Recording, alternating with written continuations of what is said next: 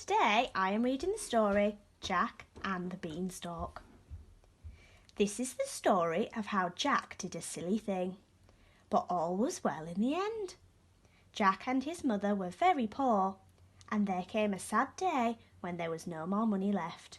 So Jack was told to take the cow to market to sell her. As Jack led the cow to market, he met a funny little man with a tall feather in his hat. "And where might you be going with that fine-looking cow?" the funny little man asked. Jack explained, and the little man swept off his hat with the tall feather and shook out 5 coloured beans. "Well, young Jack, I can save you a journey. I will give you these 5 magic beans in exchange for your cow." Now Jack should have realised that this was all rather odd, for how did the funny little man know his name? But once he heard the word magic, he didn't stop to think. He took the beans at once, gave the funny little man the cow, and ran off home to his mother.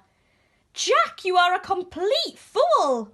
You have exchanged our fine cow for 5 worthless beans!"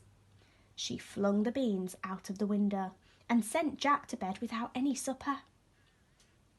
When he woke up in the morning, Jack couldn't understand why it was so dark in the cottage.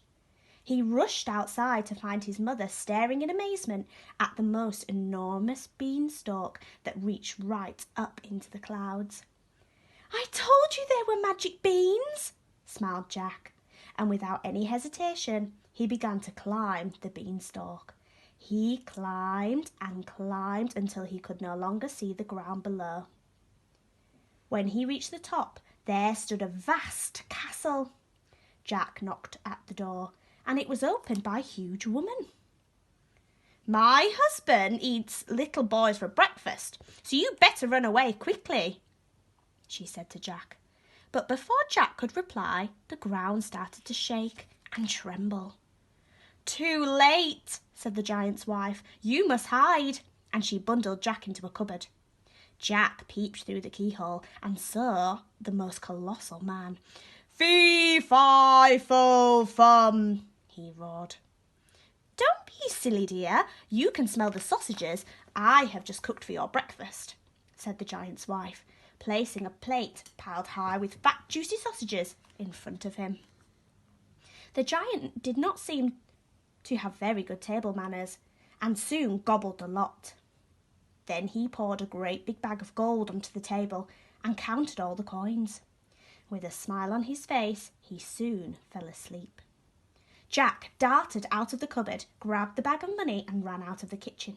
He slithered down the beanstalk as fast as he could, and there, standing at the bottom, was his mother. She was amazed when she saw the gold. Jack's mother bought 2 new cows, and she and Jack were very content now. They had plenty to eat. But after a while, Jack decided he would like to climb the beanstalk again.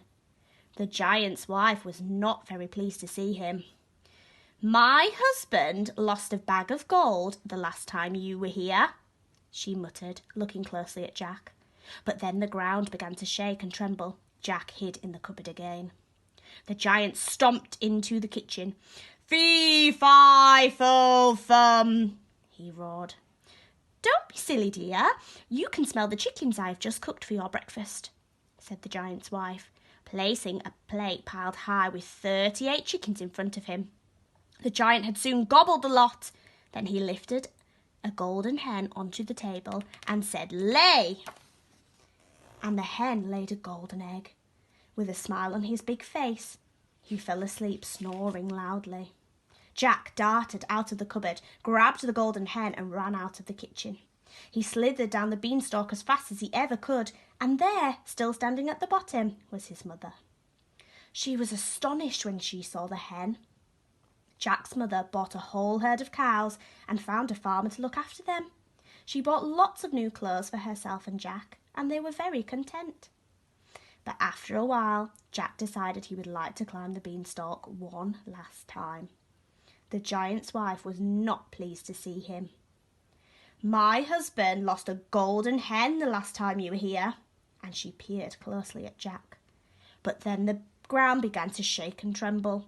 This time Jack hid under the table. The giant stomped into the kitchen.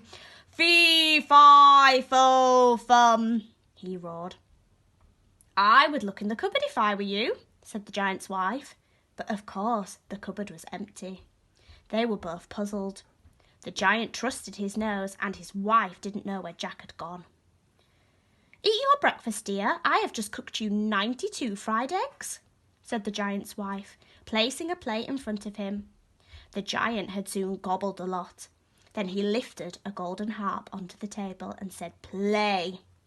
And the harp played so sweetly that the giant was soon fast asleep, snoring loudly. Jack crept from under the table and grabbed the golden harp, but as soon as he touched the harp, it called out, "Master, master!" and the giant awoke with a great start. He chased after Jack, who scrambled down the beanstalk as fast as he could with the harp in his arms. As soon as Jack reached the ground, he raced to get a big axe and chopped through the beanstalk. Down tumbled the great beanstalk, down tumbled the giant, and that was the end of them both. Jack and his mother lived very happily for the rest of their days. The bag of gold